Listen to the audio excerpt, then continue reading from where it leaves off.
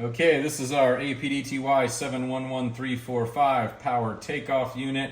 This is also called an all-wheel drive differential or all-wheel drive transfer case, but we wanted to feature the upgrades on our version.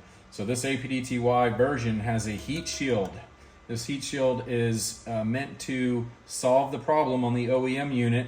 This part happens to be very close to the exhaust, catalytic converters. A lot of heat builds up on the unit. It heats the fluid up. So this heat shield will help prevent the unit from heating up. We also wanted to let you know ours comes with a drain and a fill plug. So the secret to keeping these with a long life is to change the fluid often, at least as often as the Ford recommendation, and we'd actually recommend more often than that.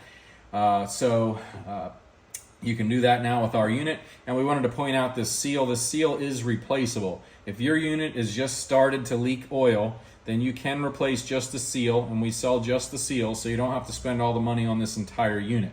But if you need the unit, please consider ours. It's going to be more expensive than some of the others out there, but ours has been definitely upgraded and will last longer. Thank you.